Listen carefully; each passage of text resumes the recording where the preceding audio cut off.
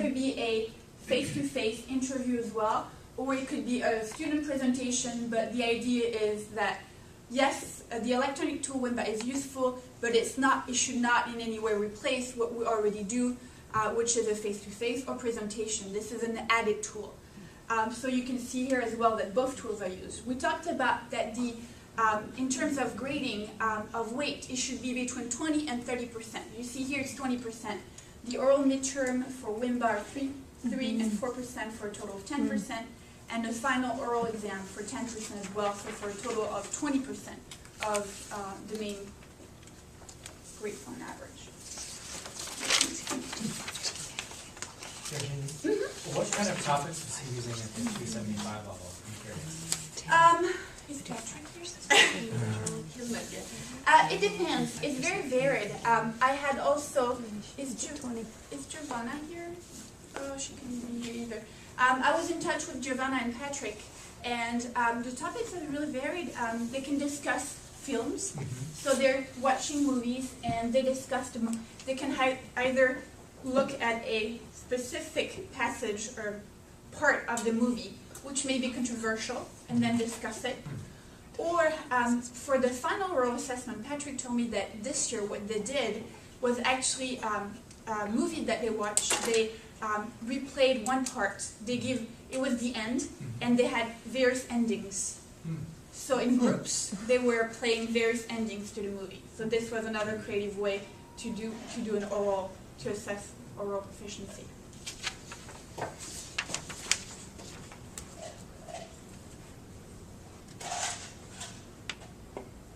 So as you see here, similarly to the multi-section course level, there were 3 opportunities throughout the semester for formative assessment and a face-to-face interview or an oral, different oral opportunity for summative assessment. In terms of, so the question, okay, so now we know how we do oral proficiency, how we include it in the syllabus, but the question is evaluation, which is an important one that we all deal with. So we looked at recommendation 1 and 2, but let's take a look at other recommendations that we made. Recommendation 3 here that was made was rubrics developed by the Committee for the Study of Romance Languages and Culture for all levels of the curriculum should be used regularly to provide a guideline of expectation and forms of feedback from instructors to students. Rubrics should be distributed prior to each formal oral practice or assessment activity. Feedback should be given to students as soon as possible following oral practice, oral assessment activities to allow students optimal time to respond and improve. So what happened here is the Committee for the Study of Romance Languages and Cultures, professors from various languages and levels got together and they created subcommittees that were language and program specific, and they came up with those rubrics at the various levels that are now on the department website. So you see here, this is a rubric used at the 1000 level.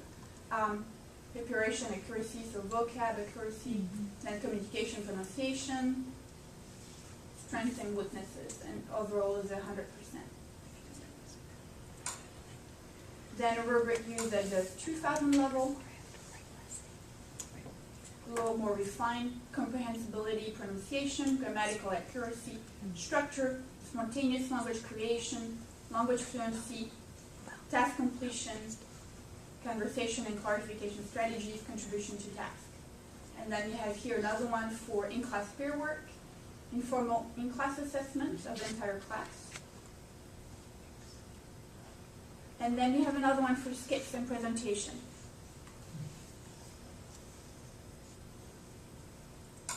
And then the last one I won't show you because Professor Julia Douthwaite will go over the last rubric as she's explaining. Can you go back to the middle one, the 2000? Sure. Go the back, the one that's back. That one's really easy to use, I found. The way that the rubrics are structured has a big influence on how fast you can evaluate and score the performance, and I just wanted to vote for that one. I think that's a good one for that function anyway. It's true that the first time that you see it, you may think, oh wow, there's a lot of writing here, how long is that going to take me to do it? But once you are familiar with the language, then it's very quick. It's more of the first time that you're using it, but as Tech pointed, then once you really get used to the tool, it really helps you. It's just a matter of checking. Yeah, I had the opposite feeling to Ted. I did, but I haven't used it before. And so, yeah, I am just wondering how, I mean, you know, at least when I've done these face to face, you generally have your entire class, you've got X number of minutes, and they're coming in, so you're really scoring while you're listening. And you guys find this to be really this is easy to use? Because it strikes me as a lot of information to be, like I say, to both be listening and to be also figuring out exactly which category. Well, so can you just explain a little bit more how sure. you use it? Yeah. It's true that the first time that you use it, you really have to think, and the first time that you're going to use it for your whole... it's the horizontal categories that seem... So for here you see comprehensibility, the highest grade being 5 and the poorest being 2. Pronunciation is the same. So you can see here the various tasks. So what you want to do is the first time that you actually use it, this is where the tool Wimba is very useful too, because the benefit of doing this before I would recommend to use this with the electronic tool before you use it for the classroom, so that you have time to make yourself familiar with the tool before you write, before you are face to face with the person. Right, My experience was everybody's between 4 and 5. You kind of get a rough estimate of, you know, the major salient features. Then there's some people that get down into 3, you know, but there's the good and the superior, or between the good and the fair. You can kind of roughly consistent. Once you're familiar with the rubric, definitely, you know what's a good number, what's a low number. A silly example, or silly analogy would be for me with temperature. I've been living here for 8 years, yet I'm more familiar with Celsius than Fahrenheit. So I know that 80 degrees is nice, I know that 90 degrees is a little hot, and I know that 25 is cold. But yet I couldn't tell you exactly what it is in Celsius. So it's a little bit the same. Once you're really familiar with the tool, you know what's a good number, what's not so good. You may not be exactly to pinpoint what it is, but you have an idea in your head of the structure. I guess I would also just point out that the purpose of a rubric isn't necessarily to go through every single time and recalibrate yourself, but rather to develop an awareness of what it is you're trying to grade. So if you've never thought about what is included in comprehensibility, now I'm not wearing my glasses, so I can't actually read that, but I've looked at this before, and I know that they articulate very specific criteria. Thank you. Now I can sort of read it. And that, I think, is the value of doing this, and then to remind you of these disparate categories that make up oral proficiency overall. But more so, the horizontal categories are important reminders. It's easy to overlook some of these categories. Yet the vertical. The horizontal are the descriptive components, which I think take up the bulk of the page and are rather intimidating.